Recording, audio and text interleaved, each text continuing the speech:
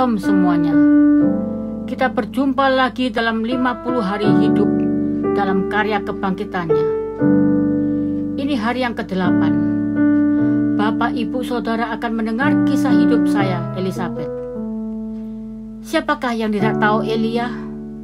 Seorang nabi besar. Seorang yang bersemangat dan berkobar-kobar dalam membela nama Allah. Dia begitu berani menantang 450 nabi palsu dengan cara mempersembahkan korban kepada Tuhan, tapi tidak boleh memberi api. Tentu Bapak Ibu tahu cerita itu. Bagaimana para nabi palsu menorehkan tubuhnya sampai berdarah-darah, supaya Tuhan mereka menjawab. Tapi mulai pagi hingga petang, tak ada sesuatu pun yang terjadi. Dan ketika giliran Elia, justru Elia meminta 3 kali 4 buyung air untuk disiramkan di atas mezbah itu. Secara nalar, pastinya air tidak mungkin bersatu dengan api. Di hadapan Raja Ahab dan rakyat, Elia mendemonstrasikan kuasa Allah yang tidak terbatas. Isabel, istri Raja Ahab, marah dan ingin membunuh Elia. Apa yang terjadi, saudara? Elia kabur. Dia melarikan diri karena ketakutan. Elia pun manusia biasa. Saat itu tentunya Elia merasa lemah dan seolah dia tidak punya Tuhan.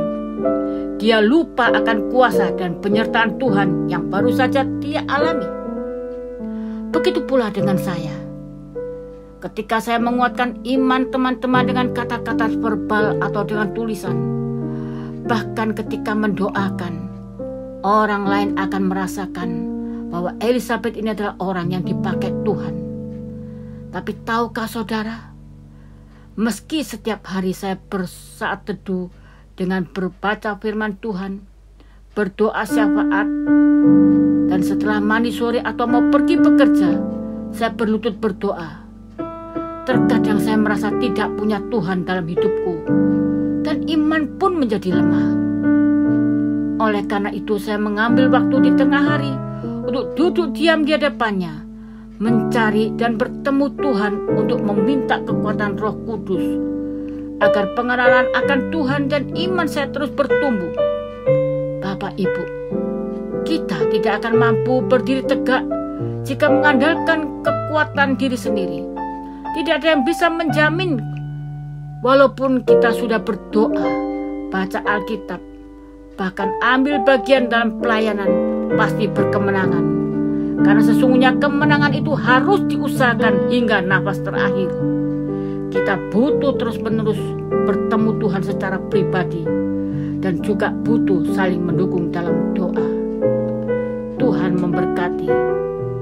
Mari kita berdoa. Tuhan, siapakah kami yang saat ini boleh datang kepadamu? Bahkan di saat kami hidup dalam kelemahan dan dalam keadaan berdosa. Bapak, betapa seringnya kami mengaku kalau kami mengasihi-Mu dan mau setia dalam mengikut Tuhan. Tapi seperti lidah tak bertulang, kami mudah jatuh dan jatuh lagi. Ampuni kami ya Tuhan, kuatkan kami. Bangunkan dan selalu hidupkan kami layaknya orang hidup. Buatlah kami mampu menyandang nama Yesus di dalam hidup kami. Dan biarlah Tuhan berkata, memang kami ini layak disebut warga kerajaan surgawi. Amin.